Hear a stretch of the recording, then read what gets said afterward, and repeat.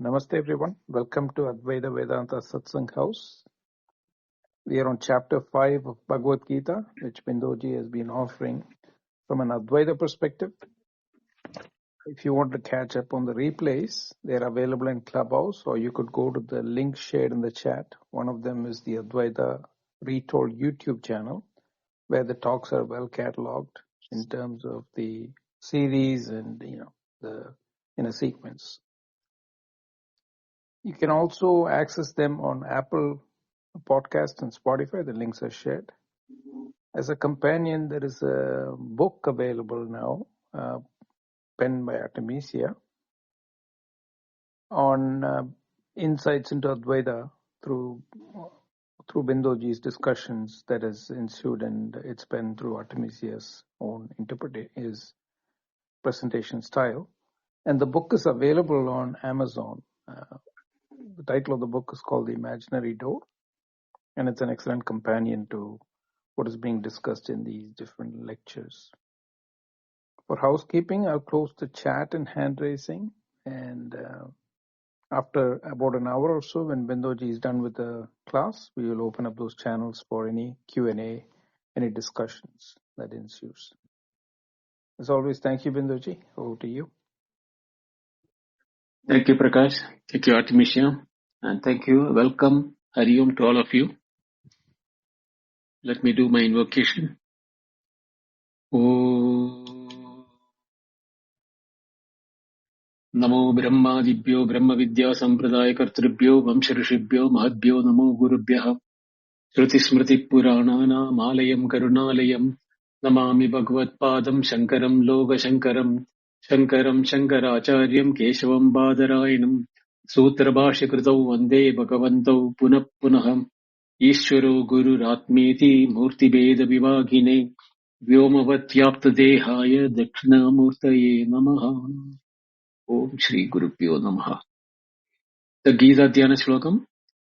Yam Brahma Varunendra Rudra Marutaha Stunvandya Divya Istavai Vedai Sangha Padakramo Panishadai Gayanti Yam Samaga Dhyanavastita Tadgatena Manasa Pasyanti Yam Yoginaha Yasyandam Na Vidutsura Suragana Devaya Tasmai Namaha Devaya Tasmai Namaha Devaya Tasmai Namaha. Oh.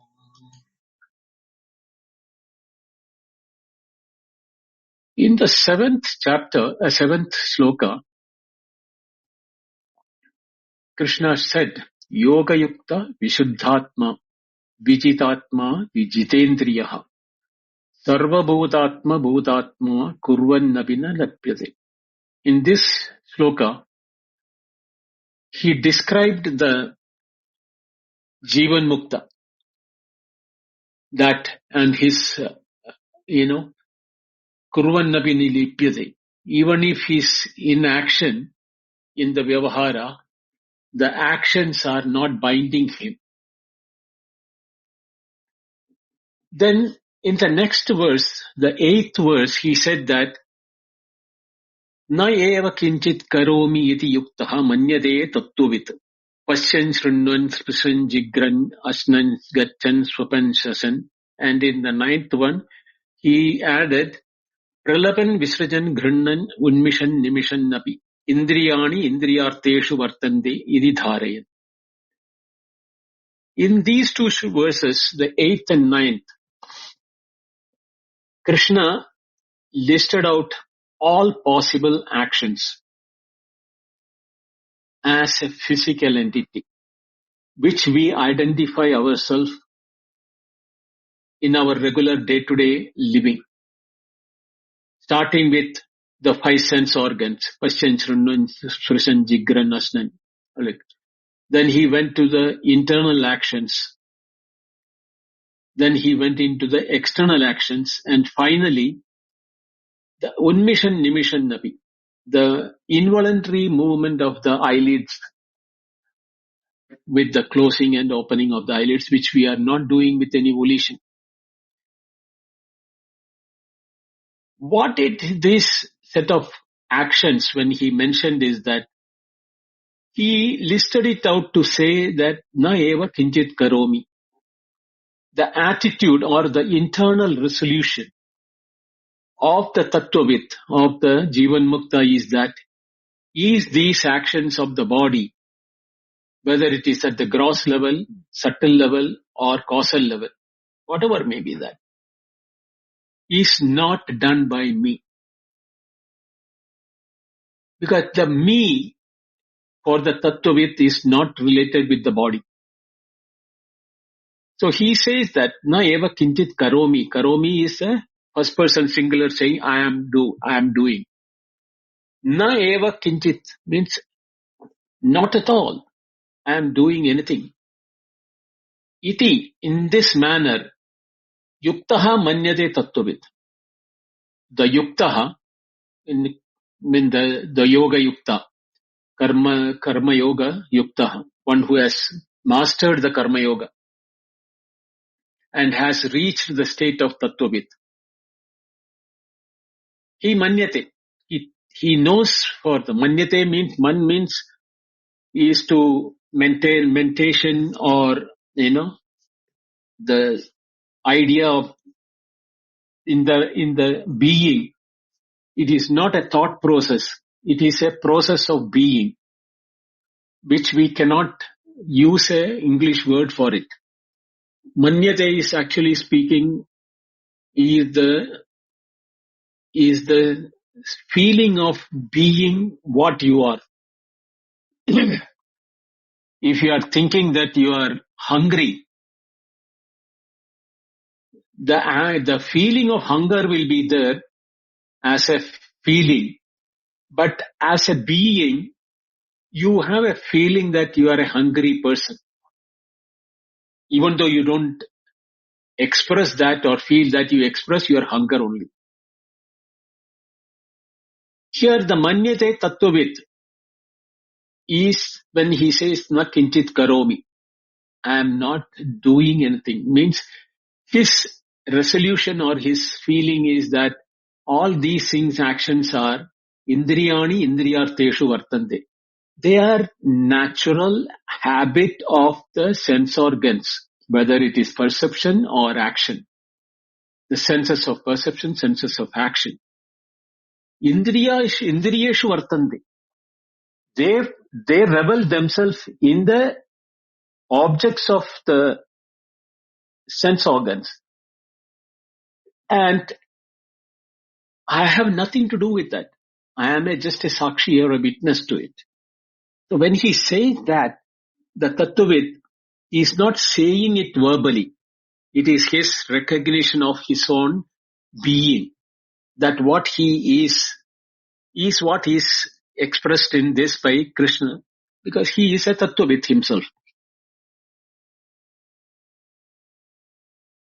Now, having mentioned all these things,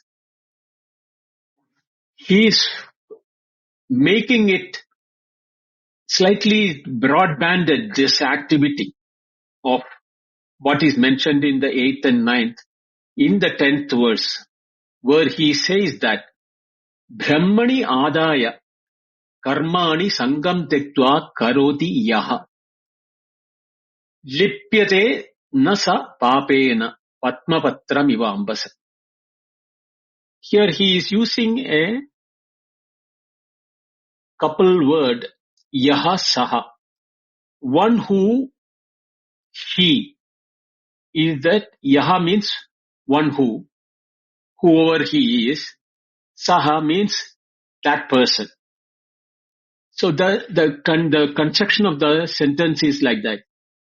A person who is doing certain things, he is not affected by that.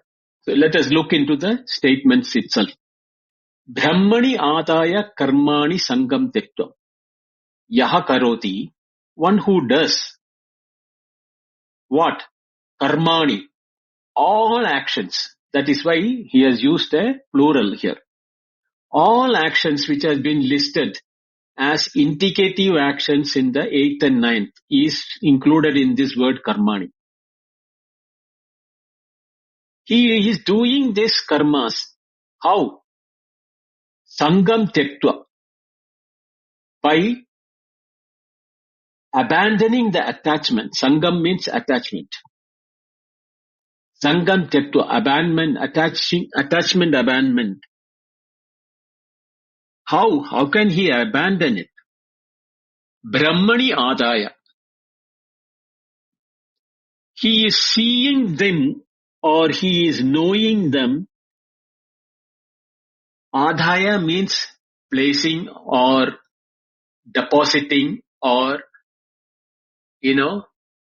using it as a base. Brahmani means in Brahman. So he is abandoning attachment.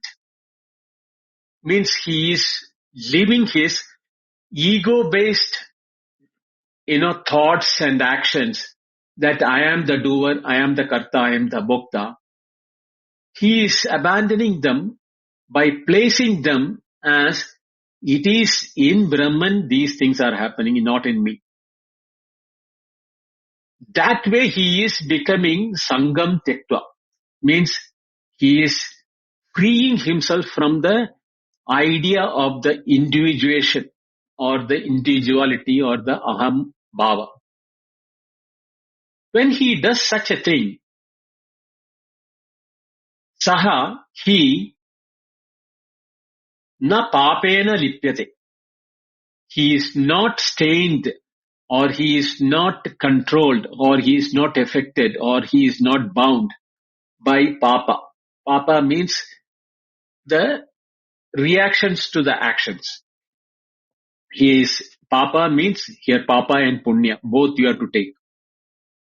So he is not stained by the sins and the boons. How? Patma patram ivambasa. It's a beautiful simile and most often quoted by many, both in the spiritual field as well as in the literary field. The example of a lotus leaf in water. How detached or how untouched by the water in which it is living is the example of the lotus leaf in the water. Let us look the structural overview of this particular verse. This verse bridges the description of a Tattvavit and his inner recognition, which has been given in the 8th and 9th verse, with a practical teaching for a karma yogi who has not yet arrived at the full Tattvajnana.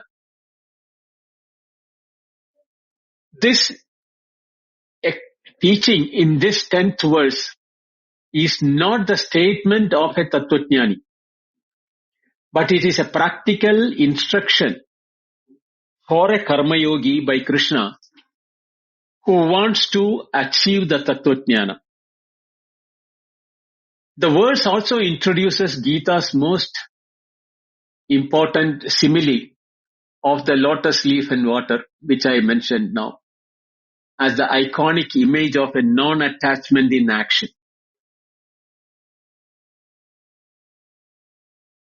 So, principal conditions are Brahmani adaya karmani sangam tektva, when it is being done, karodmi, karoti, yaha, one who, na lipyade papena is the result, and the similar is patmapatram ivambasa. Brahmani. How can it be Brahmani when you are also Brahman? Brahmani means in Brahman or into Brahman or upon Brahman, whichever. There is different ways in which the word locative is used in Sanskrit. So what does Brahmani refer here? There are two primary readings of it. One is the popular reading and there is a Advaitic reading. The Advaitic reading is Brahman as Paramatman, Nirguna Brahman. placing action in the ground of pure witness Brahman as a substratum. That is, all activities, even the idea of the individuation or the individuality, everything is in Satchitananda consciousness, which is the Nirguna Brahman. So when Brahmani Adaya, when placed in or deposited in Brahman, the person, Tattvavit, sees that everything is happening in Brahman because he has already known Tattvavit that Sarva Bhutatma Bhutatma.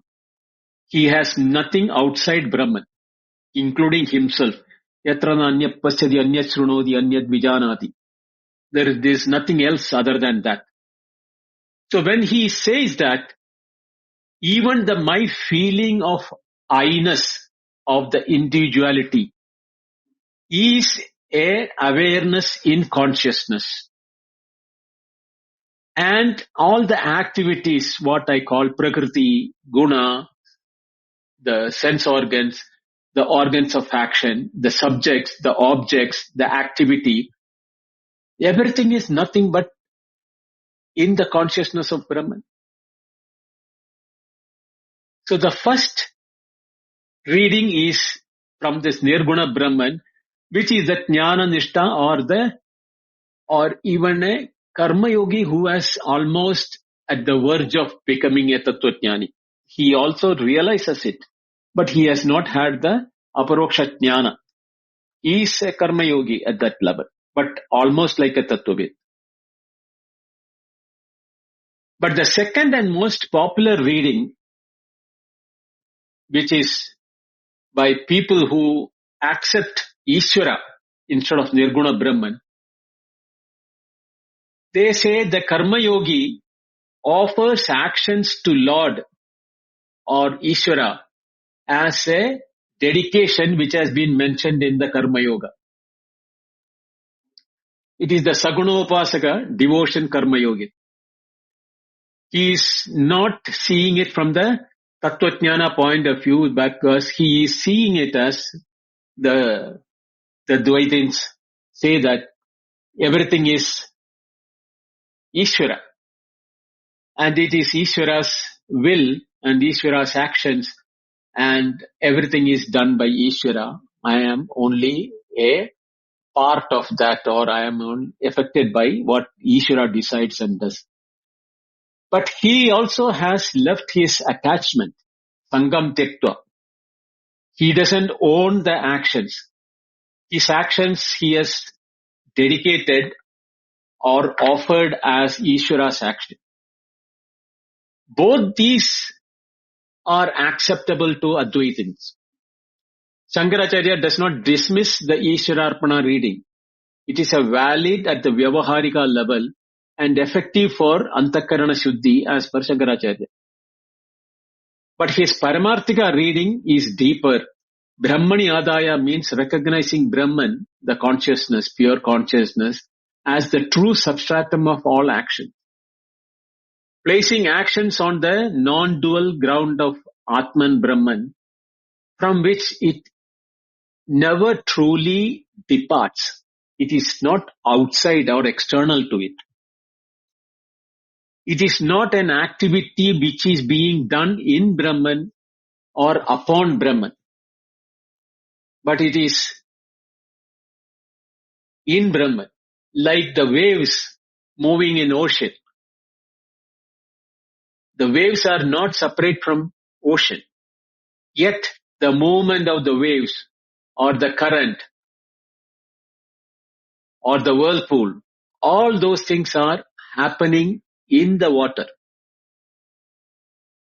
Same way, the Tattvavit sees all these happenings and he is not affected by that. That is why he becomes a Sangam Tyaktva, detachment. Adaya means placing. Karmani. Here is what we have to give importance to that.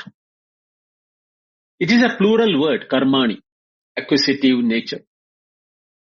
Actions. Having placed actions in Brahman. Is karmas different from Brahman?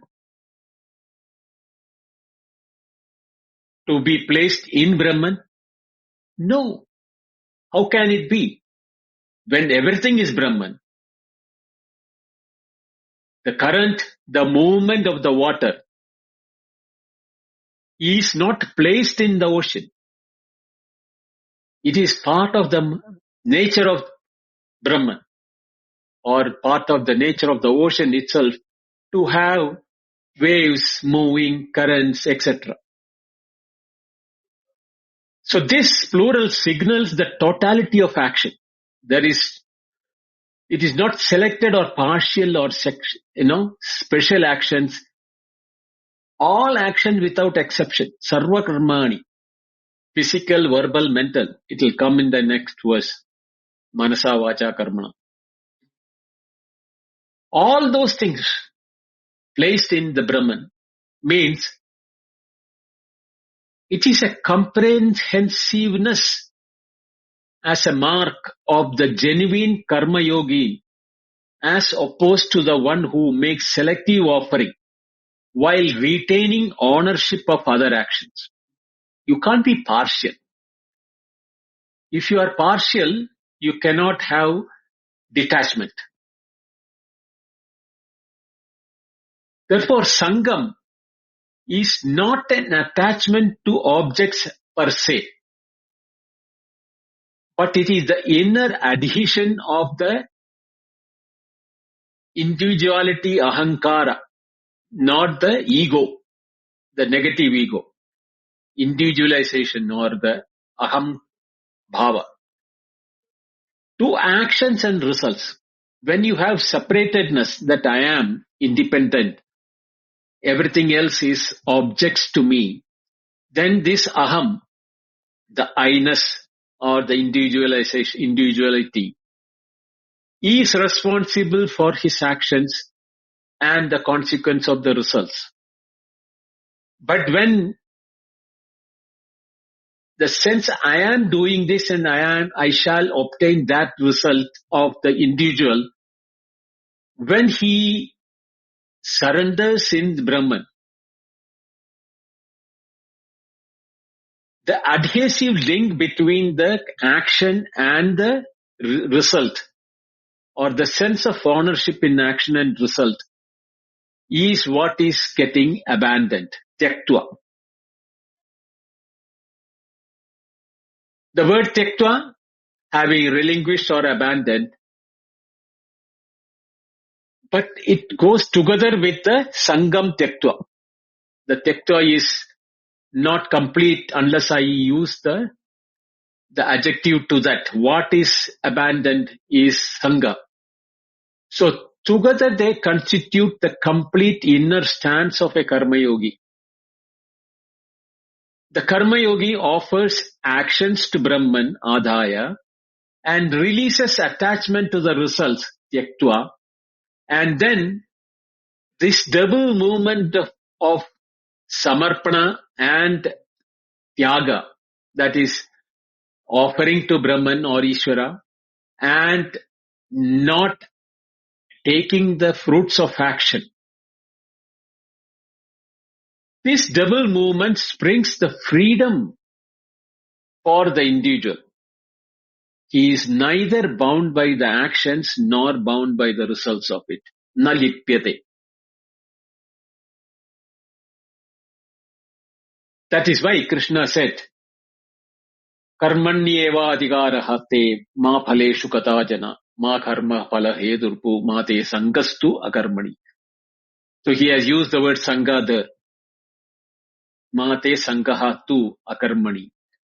The other place where he has used the word sangha is that sangat sanjayate kama, kamat krodho vijayate, krodhat bhavati sammoha, sammohata smriti bhramshama. The ladder of fall. How the attachment to the fruits of action develops the desire, and desire leads to the fall of the individual. So Sangha is a very important word in the path of spiritual practice. So one who karoti, one who does this by offering to Brahman. Krishna did not use the word karomi, which he had used in the previous verse, for a tattvavit.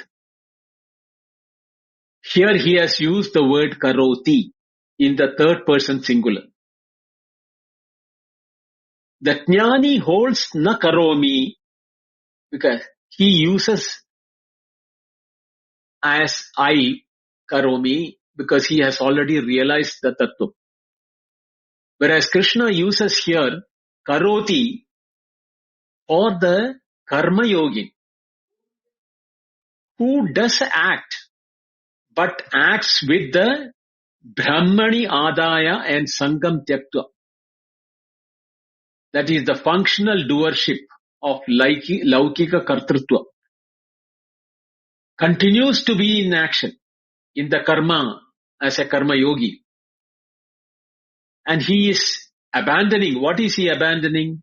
The ego ownership of the actions and the kartrutva and bhoktrutva, or the doership. So here we should understand that Krishna is giving a concession and extending this. Not only Tattvajnani is freed from the bondage of actions and fruits of results of it, even a karma yogi who surrenders his actions as Ishwararpana or Brahmarpana and Sangam Tyaktva, he is abandoning his desires for the outcome of actions. One who he is yaha, saha, na lipyate. Na lipyate means is not smeared or not adhered or not bound. In the 7th verse, he used na lipyate to describe the Jivan Mukta's freedom. Whereas here, he is using the same word, na lipyate, for the same freedom and is available to a karma yogin through a different mechanism of brahmani adaya and sangam tyaktva. He has not established in the jnana like a tattvajnani. His identification with the Brahman, Atman, Aham Brahmasmi, he has not been reached by the karma yogi. But he is a very advanced karma yogi who has understood the needs of surrender, total surrender to Ishvara or Brahman and not owning the fruits of action. So when he does this Brahmani Adaya and Sangam Tyaktva, he is in the recognition of Sarva Bodhatma Bhutatma. He does not see anything outside Brahman. So his actions are to Brahman. His Laukika actions are also Brahmani, Brahmarpanam only. That is why that Brahmarpanam Brahmahavi verse has to be seen as the Brahma Karma Samadhi. And that Brahma Karma Samadhi is the achievement of this Karma Yogi here. Therefore, he is na lipyate. He has not been get smeared or touched by the actions. Shankaracharya says that this is Krishna's pedagogical generosity. Even though Shankaracharya has hesitation to accept it, but he has to accept it. He does not reserve the na lipyate only for the jnani alone. He extends it through this verse to a sincere karma yogi who is doing Brahmarpanam, Brahma Karma Samadhi, who acts with dedication and non-attachment.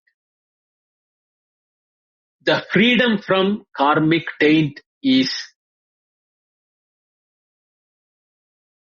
at both levels, Paramarthika level of a Tattvajnani and the Vyavaharika level of a Karma Yogi. who is in the Brahma Karma Samadhi, the papas do not taint them. The sins and the boons of the actions are not binding these people, these two. Papena is the word he is used here. Papa, what is a papa here?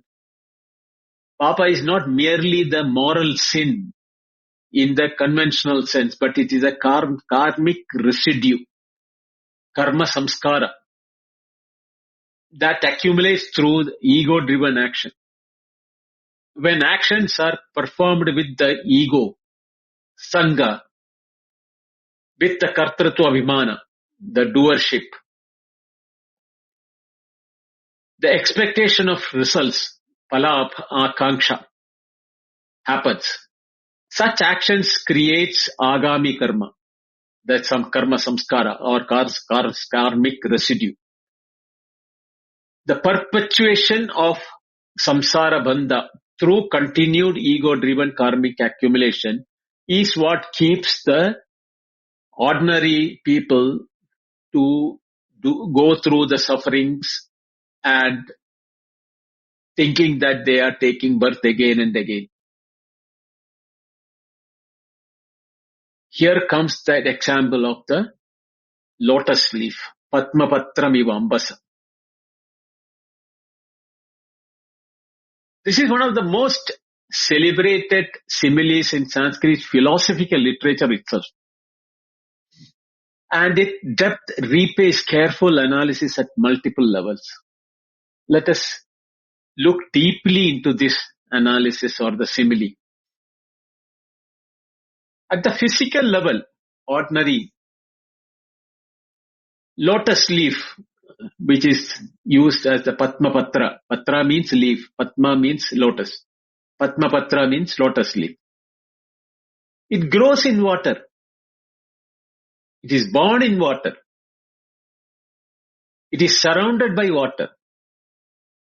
Yet does not wet the leaf. The water rolls off in droplets without adhering to the leaf. The leaf's structure or the surface nature has a natural, non-adhesive quality, which is called the nirlepya swabhava. It is the nature of the leaf, not achieved by any effort or avoiding water by staying away from water, but by its own intrinsic nature that it is unaffected by the water in which it was born in and the water in which it lives and in water in which it destroys itself. When we look at from an analogical level, the karma yogi who is into Brahma Karma Samadhi acts Brahmani Adaya. He lives like a lotus leaf. He is immersed in action, just as the leaf in the water, but is withdrawn from it because he doesn't own the action or the results of the action. Action does not adhere to him, nalipyate, because his nature has become asaktaha. Asaktaha means unattached. Just as the water does not adhere to the leaf, the actions, however good, bad or ugly it be, he executes the action because he is not doing the ownership of the action. Therefore, the fruits of action also he is not owning it. If an action is happening, he is seeing it as an action happening in Brahman. Not that I am doing or I should not do this adharma, I should do this dharma. That dharma adharma concept doesn't happen in him. In a given situation, what is happening is happening from his point of view. He doesn't see it as his action. He doesn't see it as his duty or responsibility. Dharma. He is not seeing himself separate from the totality, the Brahman. Only when he sees himself separate from the Brahman, then there will be a location where the action takes place. In me, I am the doer. I am the one who is enjoying. That idea comes in. But when he sees it, these are all swabhavaha.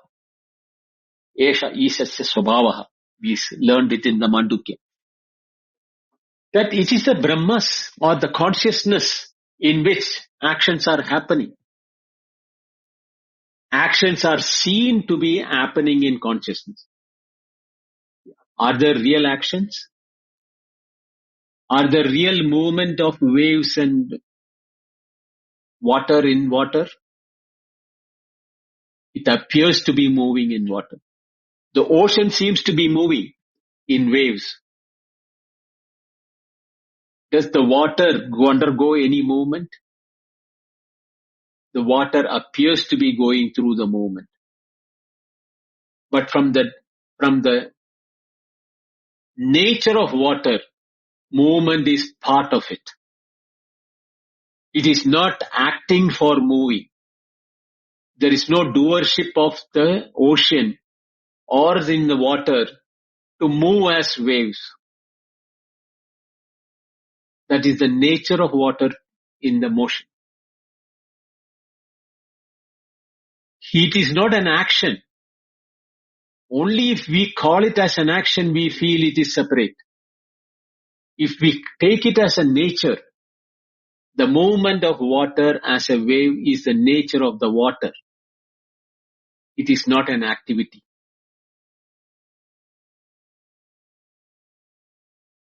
When we have that type of a approach to all our actions by the sense organs of perception, sense organs of action, voluntary, involuntary actions does not adhere such a person. Nalipyate.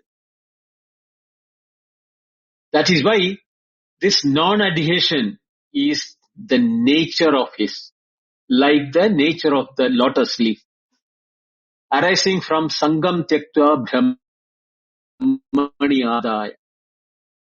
Not forced avoidance of action by some people saying, I will not touch coins, I will not touch other things, I will not touch this thing, I will not touch that thing, I will not see women, I will not see, Chandala, I will not see a lower caste.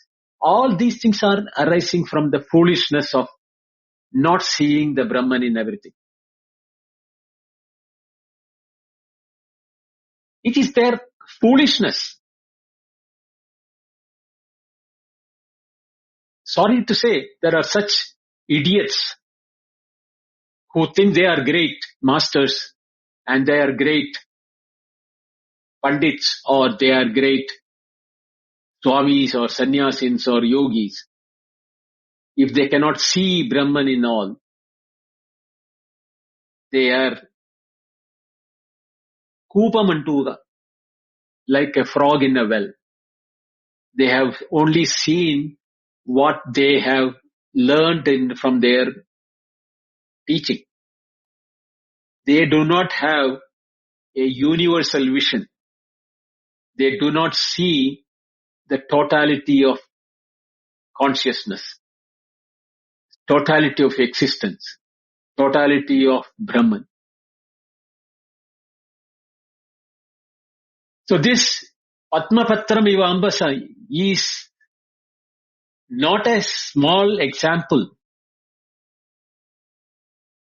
It is showing us a natural consequence of an intrinsic nature, which is our true nature.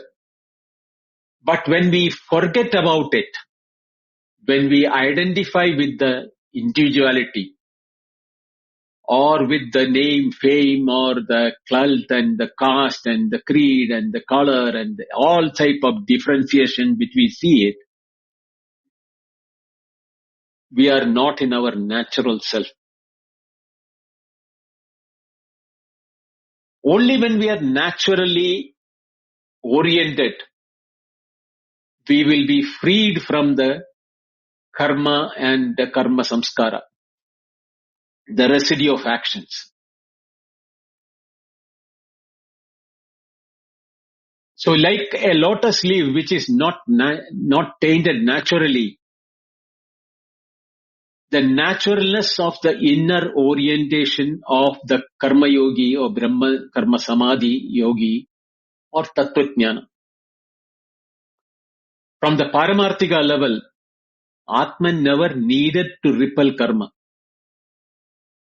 because it was never in contact with karma to begin with. Just as the sky is never in contact with the clouds that appear in it, or the waves which appear in water. The lotus example is thus a vyavaharika upama or simile pointing towards the paramarthika truth of the ultimate truth. Nalipyate is Atman's eternal condition. It is not something to be achieved. It is something to be realized. That is our true nature at this very moment. The Karma Yogi's practice merely reveals that what was always the cause.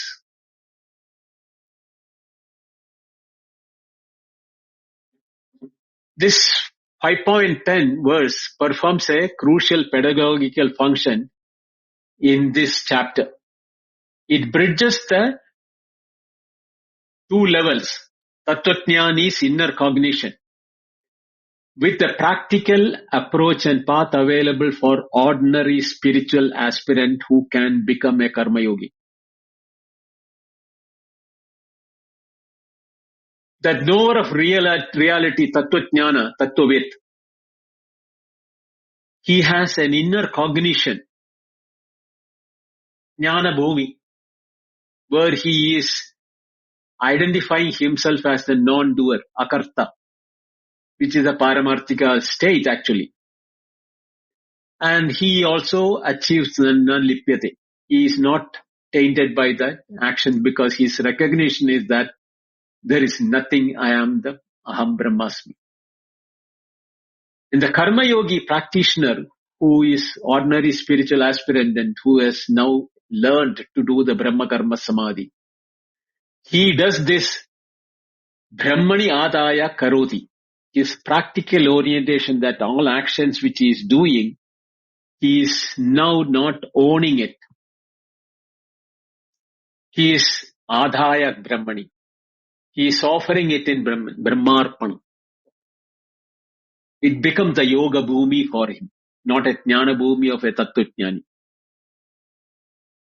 While the tattvajnani has developed or has the recognition of the non-doership, akartatva, the karma yogi need to practice non-attachment, sangam tyaktva. He cannot hold on to sangam, attachment. So at the vyavaharika level, to detach or to abandon the fruits of action, let actions be taken place, happen whatever it happens. I am neither the doer, everything is being done because of the nature of Brahman. And I am not going to own the fruits of action. I am not the doer, so there is no fruits of action for me. The same fruit is available at both levels. This is Krishna's extraordinary pedagogical generosity, which Shankaracharya carefully accepts it. But he maintains that the Adhikari Viveka is different between a Jnani and a Karma Yogi. So, the Karma Yogi also can reach there through proper practice. through sincere karma yogi, he also lands up in the na lipyate. So the Brahmani Adaya, both actions are acceptable from Shankaracharya's point of view, either from the Paramarthika level of Brahma, Nirguna Brahma, or at the Saguna level of Ishwararpana. The Ishwararpana Buddhi, foundation of Karma Yoga, which is for the Saguna Upasana. It purifies the Antakarana gradually and redirecting the ego's claim from mine to Brahmani, to Ishwaras. That is the Chitta Shuddhi when it happens. In the Viveka, in the Jnani who has not yet actualized it or realized it, but he has got the Sakshi attitude. The Atman as a substratum within which all actions occur, he sees as a Sakshi, as the three states of awareness and activities going on. Therefore, he adhaya, he already understands that these are all taking place in Brahman. But the Sakshitva is not a full recognition of I am also a Brahman. Not that Aham Brahmasmi is the reason why these actions are also happening in the Jagrat Swapna Sushupti, is happening in the same substratum of consciousness in which the Sakshi is also established. So the Sakshi, the Jagrat, the Swapna, the Sushupti, Chaturtam Manyande Sa Atma Sa Vitneyaha, is not separate. That is what the Tattvajnani, the Tattvavit, who now sees only the Nirguna Brahman as his own Atman. The recognition that action has never departed from Brahman. That is, even while the movement of the clouds in the sky, it is still in the space only. Or the water moving in the shores as waves is not separate from the ocean. That the apparent agency or the activity is the ground where Brahman or the consciousness is always there. This full Paramarthika understanding at which the point of Adhaya is not an act, he is no more acting for placing it in Brahman. But it is a recognition that it is already happening in that Brahman. Other than Brahman, it cannot happen. There is no action which is possible. No movement is possible without space. No movement of waves can arrive without the ocean. So at all the three tiers, as a Karma Yogi, a Jnani, or a Sakshi, or a Tattvajnani, all three produce na lipyate at their respective levels. Is the freedom which is not going to bind them back to the ignorance. All the three are pointing toward the same Brahman, Eka Tattva. Therefore, that knowledge is the reason why he becomes Sangam Tyaktva.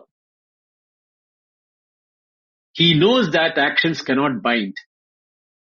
It is not that he is abandoning actions and fruits of action. The knowledge of everything is happening in Brahman. Therefore, actions do not bind him. I am not acting. Brahmani Adaya Karmani. All actions in Brahman. The Sangam Tektva, when he is seeing that there is no possibility for Sangha, because it is the nature in which things are happening. I can neither own the action nor the fruits of action. It was my ignorance which felt me to feel that I do the actions and therefore the fruits of action are mine. I am not separate from the Brahman. So the entire mechanism of karma bandha operates through Sangha in the ignorance of the sense of ownership. Only when we identify ourselves as Padmapatra, as the lotus leaf, we are born in Brahman. We are living as Brahman. We are surrounded by Brahman. Actions are Brahmans. The fruits of actions are Brahmans. There is nothing which is mine or ain. I cannot be separate from Brahman. That is the lotus leaf, born out of the water, living in water, but yet untouched by whatever is happening in the water. It appears to be separate from the water, but its existence itself is depending upon the same water. This same example of Padmapatra is there in Vivek Chudamani. Jivan Mukta moves through the world like a lotus water in one, untouched. In the Yoga Vasishtha it is there. Jalena Padma Paddalam na lipyate. Liberated stage in the Yoga Vasishtha. Even in the Ashtavakra Gita, the Jnani's natural non-adhesion to experience is exampled by the lotus leaf. In all these contexts, the simile carries the same Advaitic weight. Non-adhesion is not achieved by avoidance, but by recognition of the intrinsic asangatva of the nature of Atman, which is eternal, natural, effortless, non-contact with all that appears. The Bhashya is very simple, which I have already covered in my explanation. So I'll read and translate it. Brahmani Ishvare Adaya Nikshipya Tadartam Karma Karomi Iti Britya Iva Samyartyam Sarvani Karmani. Placing or offering all actions in Brahman in Ishvara and thinking I perform actions for his sake, like a servant, Brityavat. For the sake of the master, he performs all actions. This is the Ishvara Sagunopatmana. Mokshe api phalam sangam tyaktva karoti yaha sarva karmani. He who performs all actions having abandoned attachment even to the fruits of liberation. Na slipyate na sa papena, na sambandhyate padmapatram eva ambasa udakena. He is not tainted by the sin. He is not bound, just as a lotus leaf not wetted by water. Kevalam sattva shuddhi matrameva phalam tasya karmanaha syad. For him, the only result action is purification of the mind by sattva guna. Now Krishna is going to the three levels of activity. Kayena manasa buddhya kevale indriye rabi. Yoginaha karma kurvandi sangam tektva atma shuddhaye. How does a karma yogi come to the level of Brahma Karma Samadhi is explained in the 11th verse. We will see that in Tuesday's class, next Tuesday. Om Purnamada Purnamidam Purnat Purnamudachyate Purnasya Purnamadaya Purnameva Vasishyate. Om Shanti Shanti Shanti. Harihi Om. Shri Gurubhyo Namaha. Harihi Om. Thank you. Dhanyavad.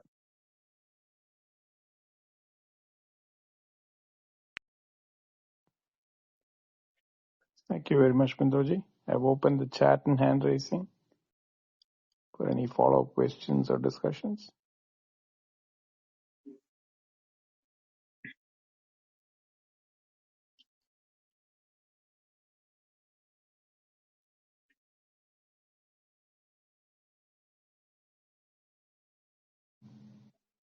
I hope, Srini, you heard yesterday's class. That would have made a connection to today's. Venkat was there yesterday. Yeah. Revati did not come.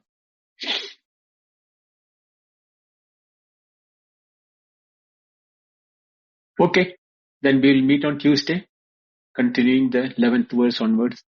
There are only 19 verses more left in the 5th chapter. I'll complete the 19 verses and then take a break. I'll start the 6th chapter when I come back to India. Namaste, Revati. Vindoji. Thank you, Namaste. Vindoji. I misheard the message of, I thought alternative days, Tuesday and Wednesday and Saturday. Okay. Then when you posted on YouTube, the intimation comes, no? Then I surprised. Why the fresh, fresh episode is coming? Then I went to... Okay, sorry, Vindoji. Yesterday, you heard? I heard only half of that I heard. Okay. Bindoji, the I is shifting to the Jivatma's I, the Adhyasa is shifting to now the Brahman. From, the Jivatma Bhava, where he is thinking that I, yes, the false I that is the Sangam which is we are all having. The attachment to the I-ness, the I feeling. When the Sangam Tekta, when we are not even getting attached to the actions or fruits of actions, then who is there to say I? All our individuality is based on the actions, no? And that is why the list of actions are being given by Krishna as Pashyan, Srunvan, Unmishan, Nimishan. All of them, from seeing to batting of eyelids, all actions based on the I am the doer. When they are not I am not the doer. I am not. They are all natural appearances in Brahman. That is, we will be able to identify that only when we see that, the Jagrat Swapna Sushupti is an appearance in consciousness. And when we accept that as the Jagrat Swapna Sushupti as appearance in consciousness, all activities within them, whether it is Jagrat or Swapna, is also in the same consciousness only. It is the substratum what we are talking about, and the nature in which this is the nature of consciousness to appear as a human being or an animal or a tree in the waking or in the dream or in the deep sleep. Therefore, we are not separate individual entities. We are also consciousness, same consciousness, where the tree or the dog or the mountain or the stars, which are appearing to be having separate entities. That is because we separate out from others, and then this separation between the I and them, or the I, the subject, everything else becomes the object. When I am doing that detachment, when I know consciously that everything is happening in consciousness, that is when I am placing everything as activity of consciousness. That is the Brahmani Adaya. And when I do that, there is no ownership for the actions. Therefore, there is no fruits of action which I can own that it is mine, because I am not separate. Therefore, the separatedness dissolves. And when the separatedness dissolves is the only time when we know what is our true nature. That doesn't stop us from experiencing the waker or the dreamer or the deep sleeper. That can continue. Know it as effect of consciousness. Then there is no ownership for those activities. Yes, Bindaji. Thank you. Thank you. Thank you, Revati. Just a moment, because of what Roberto said about the schedule. I think we should just remember perhaps that last week was a different schedule and only 2 days. This week was a different schedule. And I really think it takes people on Clubhouse a while to even figure out when rooms are going to occur. So it might be good also to re-announce that for some of the replays so that, and the rooms for replay so that when people listen to the replay, they catch on. But I think if you give it a try for a couple weeks on a regular schedule, that'll really help. And it was a great room. Thanks, Bindo. Thank you, Artemisia. Prakash? Yes, Bindoji. So the schedule, like Artemisia reminded us, the schedule has changed. So from here onwards, we are going to be meeting Tuesday, Wednesday, Thursday, consecutive days at 6:30 a.m. IST. And that's the schedule we are planning to follow, more going forward. Till I think we finish chapter 5, or when Bindoji decides that he wants to take a break. And on that note, thanks everyone for coming. And the replays are available in Clubhouse, so you can go to the links shared in the chat. One is a YouTube channel, Advaita Retold. There are also channels on Apple Podcasts and Spotify where you can access these talks. And as always, there's a book now available done by Artemisia. The title is Imaginary Door, which has, presented the key insights from the Advaita perspective offered by Bindoji, available on Amazon. So our next class will be following on the coming Tuesday, the next Tuesday at 6:30 a.m. IST. Over to you, Bindoji, to close the room. Thank you, Prakash. Thank you, Artemisia. Thank you, Revati. And thank you, all of you. We will meet again on next Tuesday, 6:30 a.m. Indian time. Until then, have a nice day, great day. Thank you. Hari Om. Hari Om.